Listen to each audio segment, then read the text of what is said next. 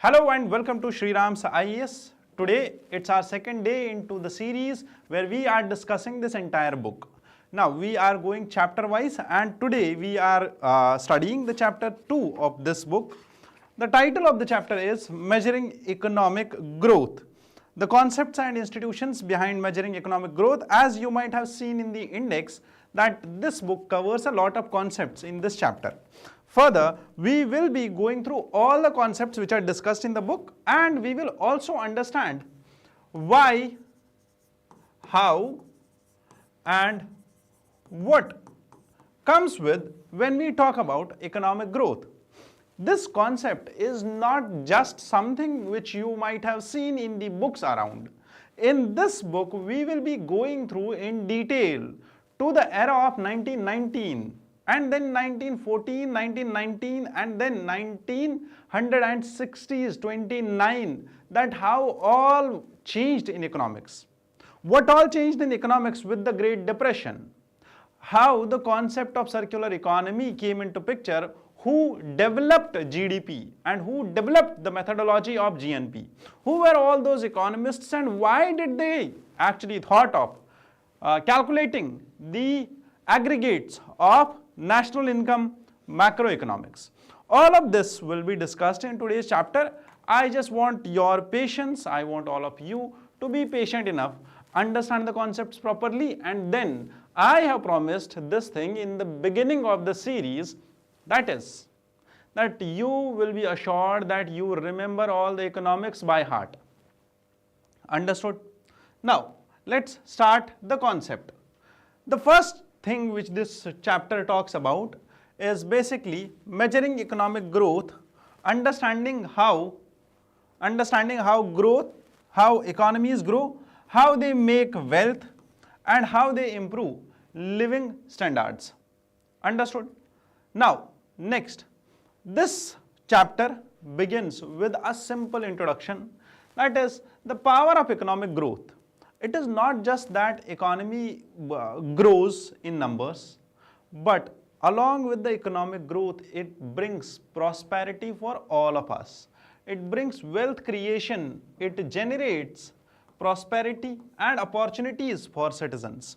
Economic growth brings job creation, it gets employment to all of us, tax revenues for government, fiscal dividends for infrastructure and welfare programs. The welfare programs which we see today around us, and it also helps in expanding the markets, building growth and building exports, building the surplus of RBI, developing forex. Not only that, but whenever you go out, step out and start driving, you see the roads, infrastructure, the flyovers, the railway, airports, all of this comes along with the economic growth. And once the countries grow, once they become developed countries, their infrastructure, their education, their living standard, all of it gets improvised. That is the benefit of growth. Growth per se is a subset of development. And once we understood this, we need to understand this growth dividend has been seen and government has witnessed. And let us know, in the rural housing, we launched the scheme known as Pradhan Mantri Awas Yojana Gramin. In the urban areas or for the rural areas, the females who were cooking on the traditional fuels, they were given gas cylinders, new fuels, clean cooking fuels. For what? Because we had that much budget, we had that much money. That is why we are launching these schemes. Deen Dayal Gramin Jyoti or Upadhyay Gramin Jyoti Yojana, Pradhan Mantri Gram Sadak Yojana for rural roads, Ayushman Bharat, health coverage for millions, Saubhagya of, I would say, rural or this universal household electrification. All of this is possible only because of what? Only because we have had a good economic growth. Our GDP from menial numbers in the post-colonial era or in the starting of the independence has outgrown itself to billions and trillions. Now, if we understand this, our per capita income is nearly about 2 lakh rupees. If we understand this properly, it means that with the growth, we somehow, the growth itself is percolating through the roots of government, through the roots of the social goods, which actually the invisible hand talked about. This growth is now percolating into the areas of development. It is helping people to get rural, people to get housing, to help them to get health insurance, medicine, electrification, clean fuel. That is the benefit of growth. Along with this, we also need to understand that this growth is not just about that we are seeing the positive side of it. This growth comes along with a negative side of it. That is why the role of the government comes to place. These schemes are there to understand that how to curb and how to manage the externalities which come along with growth. The externalities of growth are, for example, say that this growth brings the shadow side. What is the shadow side of growth? That is, it brings inequalities between rich and poor, which we discussed yesterday also in the first lecture. It brings poverty along with it, environmental degradation and pollution, mental stress and social pressures, which we all might have been seeing. Indian, or I would say our demographic dividend, the population in the working age from 15 to 64 years might have had a good experience of stress from job, health, family, society, because we are in the transition period of this development and growth. If you understand it well, you need to remember that this growth means actually production. What is production? Production is actually output, and economic production is essentially the value addition. Value addition means what? Whatever output does a person, I would say, generate. For example, say, I hereby am providing you what? I am providing you lectures of economy. This is a service. This is my output. This is what I am generating for the economy. And with my services, I am able to create some economic value into the society or into the GDP. Now, this economic value will be added to the final GDP, and this will make the final growth of the country. But tell me something, that if I wouldn't have been doing this economic lectures, or there might have been some other person who is not doing something academic in nature but is doing some crime, or he is doing money laundering, or he is doing drug smuggling, by that matter, do you think that the money somehow rotates through those cartels, through those organized criminal groups?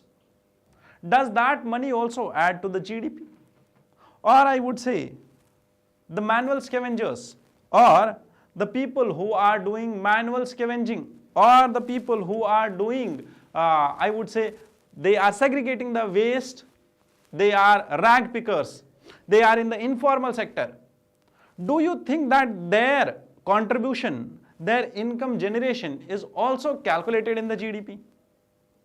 So now the point is that this output, the output which we are talking about, the economic production, which essentially is the output, this output has to be measured. This output can be in terms of goods or services, and this output is actually production, and this output leads to growth. That is why one of the methods of GDP is value added method, or we call it output method. Okay? Understood till this time? If you understand this, let's move further. How this production is done? This production is done by 4 factors of production. First is land, then is labor, then enterprise, and lastly it is capital. Capital, labor and land, these are the first basic things to start. I would give you an example. See, there was labor, it comes along with man himself, because once humans developed, they started doing labor. Even animals also do labor, but they are not selling the labor, they are doing it for themselves. One thing. Second, land, it was abundant when humans, I would say, evolved. Third, labor, land, Both the things were available. Capital somehow was not available. Capital we had to make, however, human-made resources like machinery, building, infrastructure, technology, income and interest from money might have had not been there. But land and labor, the first two factors of production, were there. What was the enterprise into it? What was the entrepreneurial skill which was, I would say, used to first start production from land and labor? It was agriculture. Agriculture actually combined the factors land and labor along with capital of seeds or plants or saplings. Now, this started the production in agriculture. Similarly, it started the production in industry and then in services and then commercialization of labor, commercialization of land, everything started to get its economic value. Now, these factors of production, what are these factors of production? Land, labor, enterprise and capital, all of the four factors, they help us to produce goods into the market. We produce agricultural output from land by using seeds, by using human labor, by using tractor, machinery, by using today artificial intelligence, robots, cameras, sensors, pesticides, by using the services of cloud computing into agriculture only. That is what UPSC asked as a question in mains UPSC 2025. Understood that how technology can be integrated or AI can help us in agriculture. Now, if you understand this, you might be well aware that these four factors help us in developing what? In the production of goods and services. Land includes all the natural resources. Keep the definition with yourself. You need to remember the definition. Okay? Now, remember that land includes natural resources, minerals, water, forest, climate, fixed supply. Immobile, land has a fixed supply. It is very limited in nature. It has varied quality. Income from land is rent. Land generates rent as an income. Second, we have labor. Labor means human effort. Labor can be blue collared, white collar, pink collar, or the income from labor is wages. Capital, similarly, it is human made resources like machinery, buildings, infrastructure and all.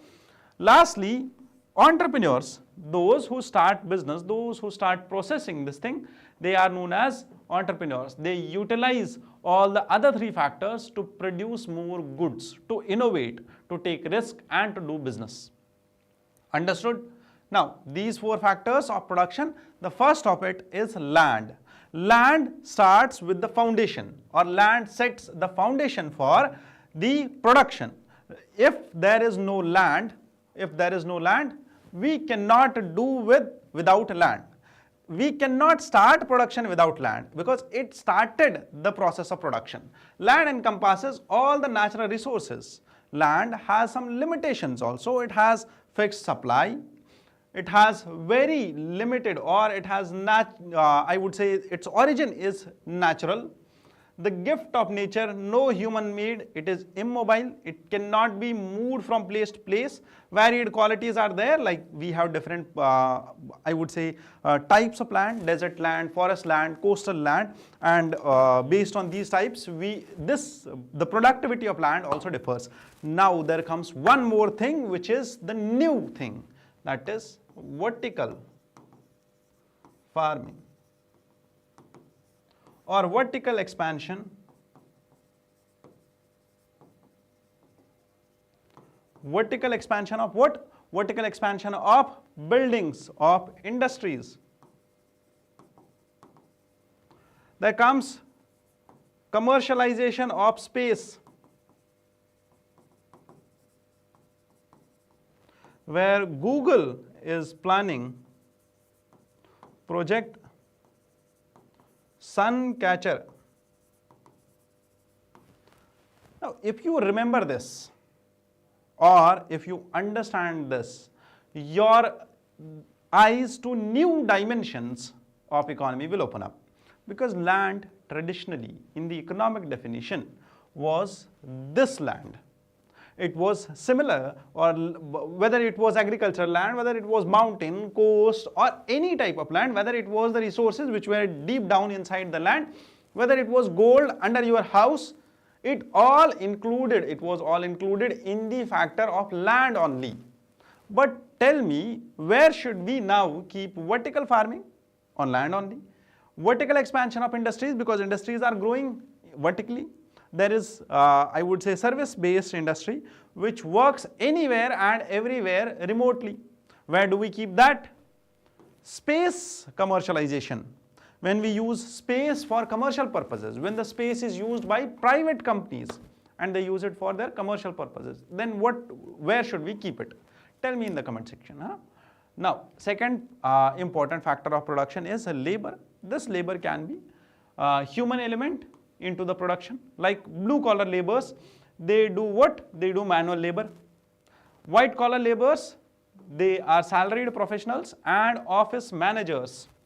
They manage offices. They are professionals. Second, pink collar, they are service positions, receptionists, retail clerks, salespersons. Most preferably they are females, and the preference for females has given it the name of pink collar jobs. Gold collar jobs, highly skilled professionals, doctors, lawyers, scientists, professors, they are known as gold collar jobs. Understood? So therefore, their output or their participation into the production defines their name. Now this labor, this can be of 15 to 64 years of age. It represents the potential labor supply of an economy, that how much labor we have currently which can be supplied into the production process of the economy, which will start producing.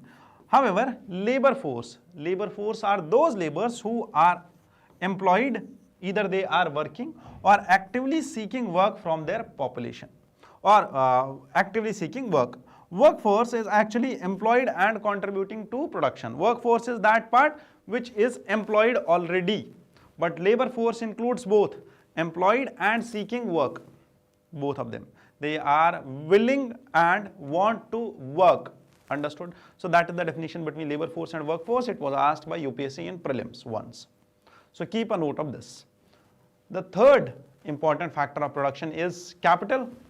This capital ensures productivity. Why capital? Because the basic definition of capital itself is very simple. It says that capital is something which helps us to generate future stream of benefits. It is actually a productivity multiplier. What do we mean by this? Very simple. Productivity manager or productivity multiplier means that once you start investing into something, you invest into machinery, this machine will start generating for you. For example, you invested 1 lakh rupees into a tractor, you invested 1 lakh rupees into a laptop, not mobile phone, and you started creation of content from mobile phone or laptop. Now this will start income. It will get you income, or it will get you what? It will get you interest. Capital usually gets you interest. Now, if you understand this, that every capital invested, every rupee invested into capital will generate future stream of benefits like buildings, factories, machinery, equipment, infrastructure. Financial capital like money invested into stocks, bonds, credit facilities. Working capital like raw material, inventory, cash for day-to-day operations. Human capital like knowledge, skills, experience, health of workers. Intellectual capital like patents, which we usually file, trademarks, brands, research, organizational process. Social capital like networks, relationships, norms, cooperation. Social capital was asked by UPSC, that what do you mean by social capital? It was clearly asked by UPSC in its prelims exam. Now, if you understand this, I would like to move to the next part. It is very simple. Physical capital is actually whatever is tangible and you can see this. Financial capital is the money which you invest into instruments. Similarly, working capital is something which you use to process day-to-day operations of the business. Human capital is the knowledge, skills which you have right now. Understood? Last part or last factor of production is entrepreneurship. Entrepreneurship is the catalyst of all the production. Why catalyst? Capital is a multiplier and entrepreneurship is a catalyst. Now understand the two words properly. Some of the words are not mentioned in the book, which I have used. Some of the stories are not mentioned in the book, but I have used. Some of the examples are not mentioned in the book, but I have used. This all is to make the book simple and make sure that you remember it by heart. That is the only objective here. So thereby, moving further, entrepreneurship, the catalyst, combines land, labor and capital. Now it uses all the three factors and then produces new things to earn profit. So therefore, every factor produces something or gives us output. Land gives us output as rent, labor gives us output as wages, capital gives us output as interest, and entrepreneurship gives us output as profit. Understood? Now these four factors generating the income, generating the value have to be remembered. Entrepreneurs thrive in economies where there is ease of doing business. Now do you remember that the free market economics, the pioneer of it, Adam Smith and Simon Kuznets, who said that free market economies should be there should be limited role of government. Why are they saying this? Because they want ease of doing business. They want no restrictions, no laws, no one to regulate the entrepreneurs, because they thrive, they develop, they grow, they generate profit, they make wealth only when there is least restrictions to them. Understood? Now, once you start production, once the business starts producing, both business and economy, both agriculture, services, manufacturing, GDP at large, country at large, macroeconomy, everything. Whenever a person starts producing, for example, whenever a person starts a job, if you start a job tomorrow, you will get a salary of 10-15,000 rupees or 20,000 or 30,000. With your experience growing, with your skills upskilling, with your knowledge getting more and more into the job, you will start getting promotions, better offers, and you will reach your peak of earning. And then at some point of time in life, you will retire from that. And then you will realize whatever the realized pension you have invested for yourself, whatever the term plans, whatever the investments or FDs you have created for yourself, now that will be your income, and that income will now digress. Understand that first you started low and then you grow and you reached a boom, and then this boom declined. But there is one more thing. An employee who once had a good employment opportunity, he was earning 1 lakh rupees, suddenly loses his unemployment, goes back to recession, or loses everything, loses his job, loses his income. Similarly, this manner or this cycle of growing, or I would say increasing of production and then declining of production, happens in businesses also and in economics also, of the larger country only, of any business unit, because this business unit somehow starts production, gets better on production, introduces new technology, new labor, new capital.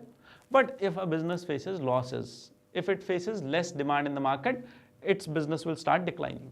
That is why economics, there is a rhythm in the business cycles of economy.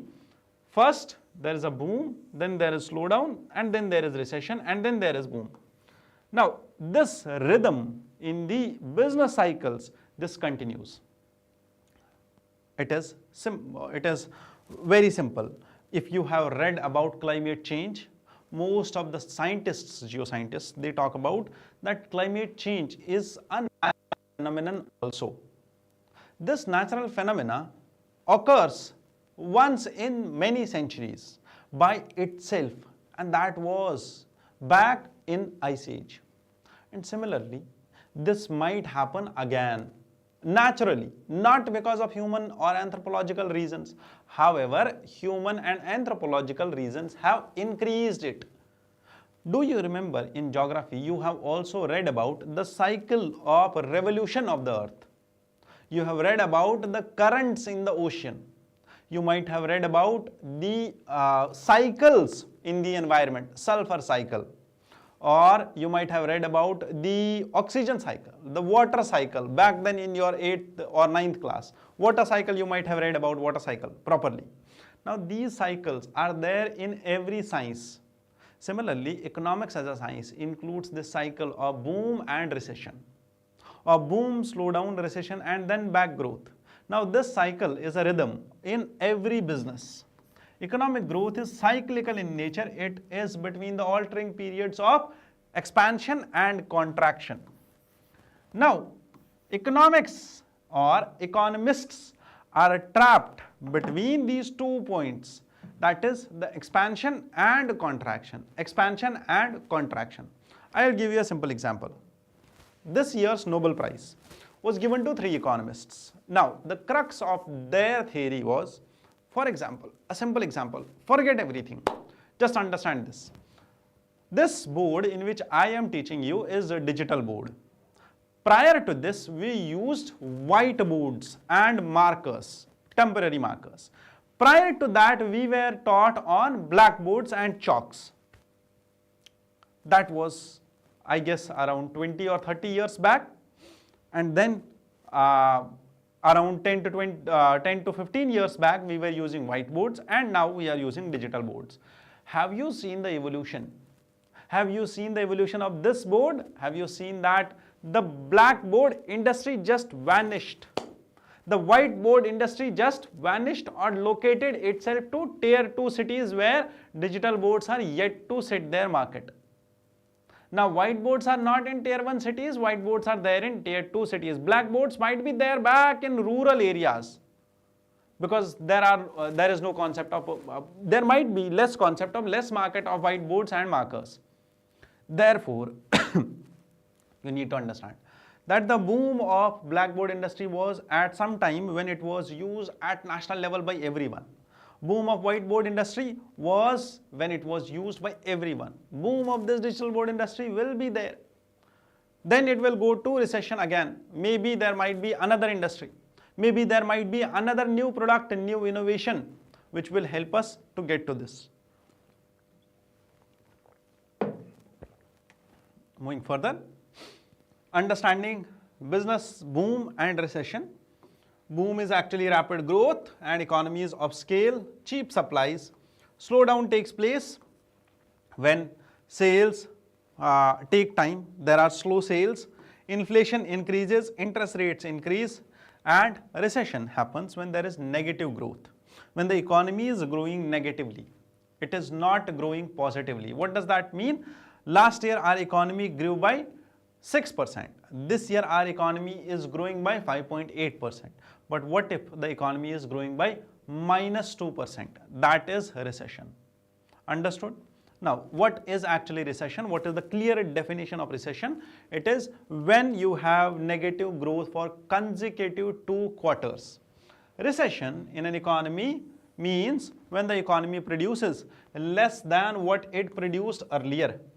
It is in recession and is also called as contraction or degrowth. Remember the term degrowth, because this will be asked in prelims.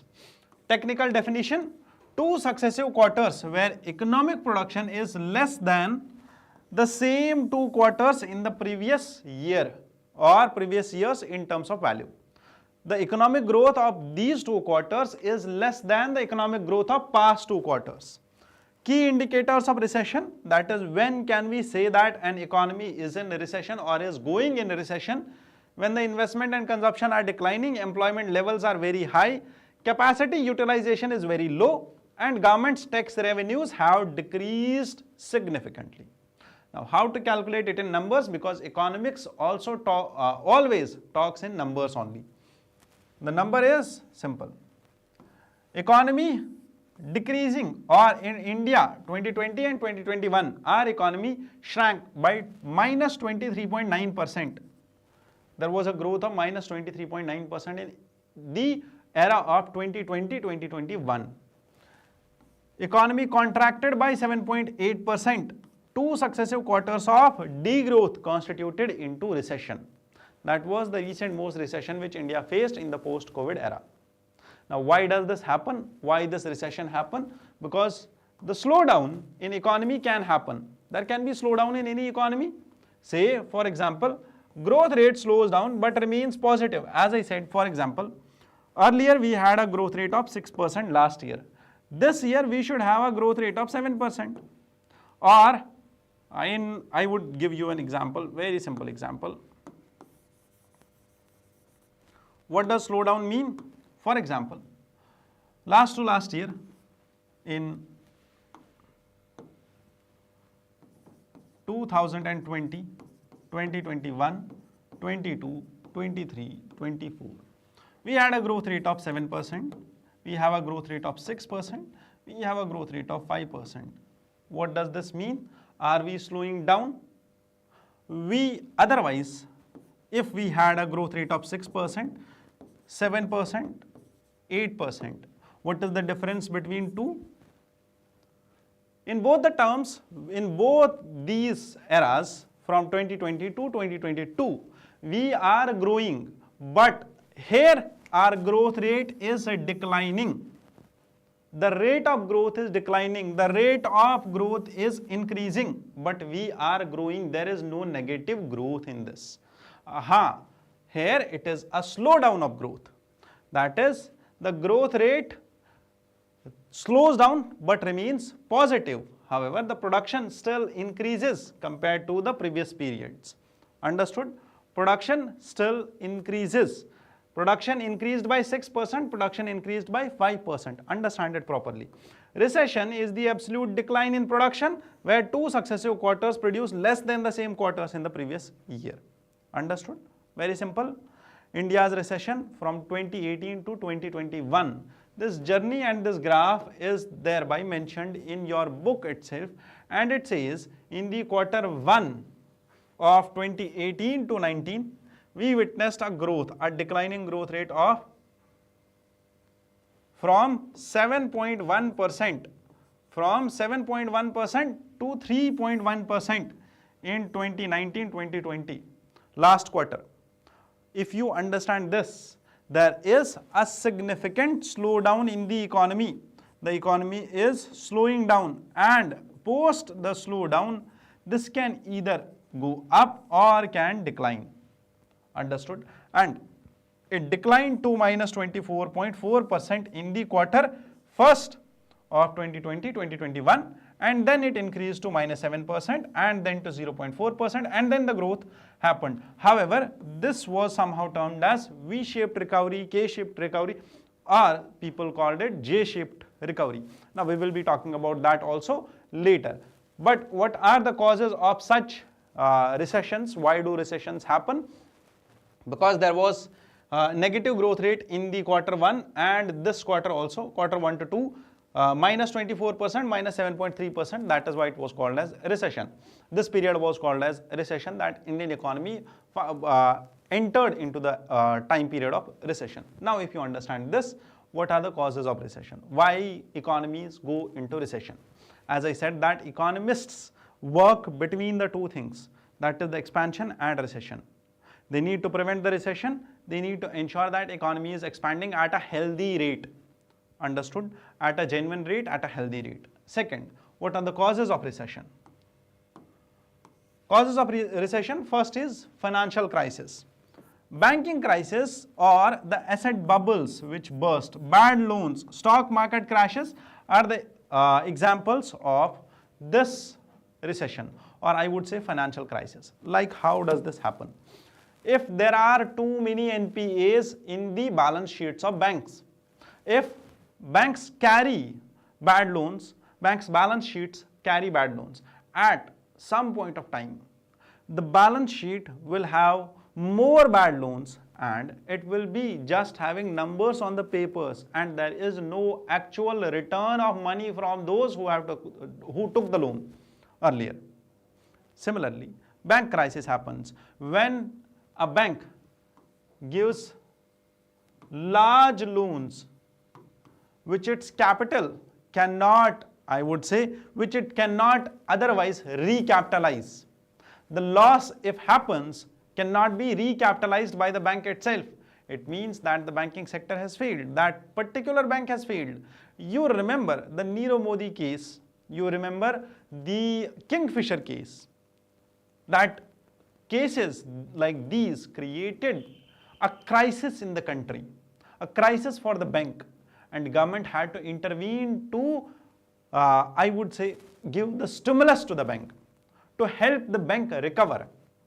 And if that bank goes, I would say, if it happens that this bank fails, it means that people will lose their trust on the banking system. And if people lose their trust on the banking system, what will happen? That there is no investment into the economy. There is no savings into the economy. If there is no saving, there is no investment, there is no loan. And if people are not trusting into the financial institutions, there is less circular flow of economy. If the money is not flowing enough, it means that the production will slow down. Understood? There will be growth of third-party lenders. Now, that is something which we will be discussing later. But for now, you need to remember that financial crisis is not the only reason for recession. War and geopolitics like the Ukraine war, Gaza war also led to commodity prices rising, damaged the growth globally. Pandemic in 2020 caused a severe recession into the world economy. The effects of that recession are still being felt across the world. Trade shocks, somehow external trade disruption like the supply chain shock which was created in the post-COVID era also caused recession into the economy, was one of the reasons for recession. From recession, how an economy goes into depression. With the continuous recession, economy usually goes into Great Depression like it happened in 2008 and 9 due to the Lehman Brothers crisis. And GDP, if contracts by 10%, if the GDP of a country decreases by 10%, not the growth rate, but the GDP, remember, if the GDP contracts by 10%, suppose if a country had a GDP of $10,000 and its GDP in the next year is just $9,000. Now this is a decline of 10% of the GDP. It has contracted by 10%. Unemployment reaches 25%. If the unemployment rate in an economy reaches 25%, then it will be called as depression. That is a simple definition of depression. What is double depression? Double depression is very simple. If an economy once recovers and then goes back into the depression, that is known as double dip depression. How government responses to this recession and expansion? Government usually brings in fiscal stimulus, monetary stimulus and tax cuts. How fiscal stimulus is given into the economy? Government starts borrowing from outside, brings in money into its domestic currency and then supplies the money on infrastructure and welfare. If you want to understand these things at basic level, so along with this book, what you should do is you should refer to NCERTs. For that, what you need to do is you comment below. I will be giving you links. I will be giving you some more handouts which will help you to understand the basics of it, understand the stories of it. You need to remember that what is written in the NCERTs, and that will help you to understand the concepts in detail.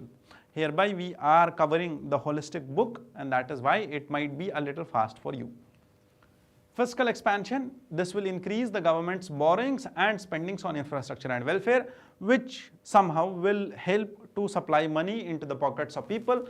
Those people will start spending that money into the economy, and once they spend money into the economy, it will create demand, and once the demand is created, it will start production.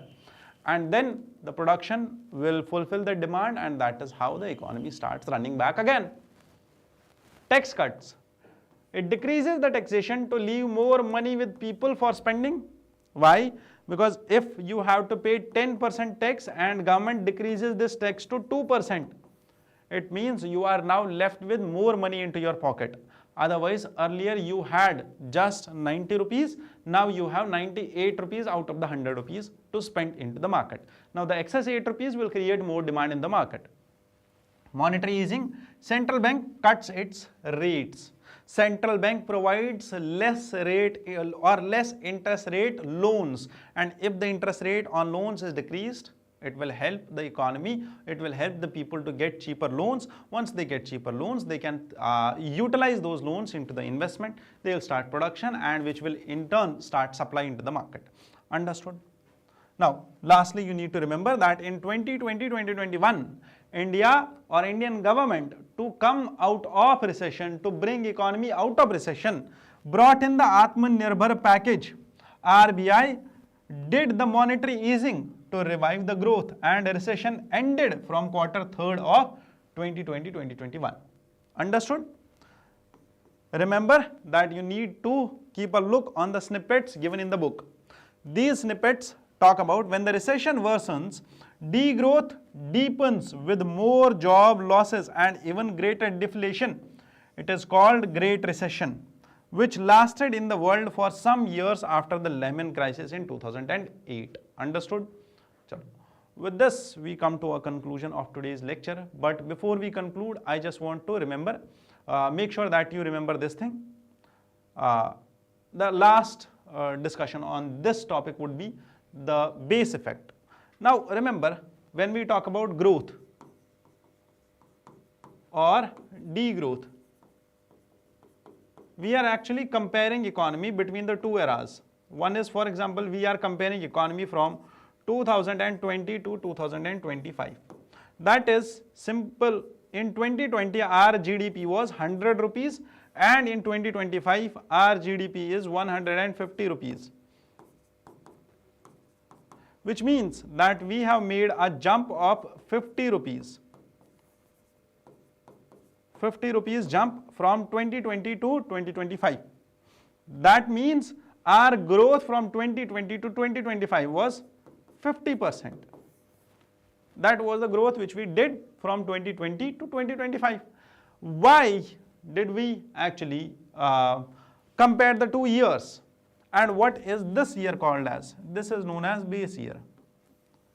Now remember, if we choose a base year which is closer to the year in which we are, and why are we choosing a base year? Because you might understand, you might have read about percentage in your 10th class. Percentage is such a value which has to be derived from a base value. You cannot just say, I have got 90% in the exam. What 90% of what? 90% of total marks? Yes. 90% of what? 10% of what? 10% growth rate of what? 10% growth of what? 10% of what I had earlier. Or 10% growth rate means that comparing it with the base effect. That only gives you the statistical number of growth rate. Understood? That is why percentage has to be compared. Now base effect means the impact of previous year's data. That which year's data do you compare? If we compare our current economy with this minus 24.1%, it means our economy has massively jumped. Our economy has raised somehow, I guess, around 30% or 40% growth rate. But if we compare our economy to this level, 7.1%, our growth rate for the future for financial year 26 is around 6.8%. It was earlier projected, and IMF said that it would be 6.5%. Now, are we on a slowing growth rate, or are we on a increasing growth rate? Now, that is the effect of base rate or base year. Therefore, this base year is the comparison between current data and the previous year's data. It is crucial for accurately interpreting inflation and GDP figures. If we understand, if you might have had a conversation with your father or your parents, they would have told you that in our era, we used to buy flour, or we used to buy, I would say, wheat of rupees 1 or 1 rupees per kg. You might have heard these things, that in our era, this pen was worth only 2 rupees. In our era, pencil was just rupees 1, but that same pencil is costing us today 10 rupees. That same pencil or that same pen is costing us today 20 rupees, 50 rupees, 100 rupees. The mobile phones are costing us more. The desktops, gadgets, books, I would say, were cheaper. Clothes were cheaper back then. Why so? Because money back then had more purchasing value than today. Base effect, if we talk about inflation, if I will say you simply, if this watch before or 10 years ago or 20 years ago was worth 100 rupees, this is today worth 3,000 rupees. Does that mean that this watch or the inflation rate has massively jumped to 300% or 3,000% or 200%? No, that is not the reason. We have to compare our current prices and our current GDP to a year which has been stable, near, and a year with positive financial growth, a year with less instability, a year with less, I would say, boom or recession, a year with moderate growth, a year not in boom or not in recession. Understood? That is why this base year effect is important. And if we take a low base, if the last year had exceptionally low inflation or GDP, even the modest increase this year will appear as a high percentage of growth.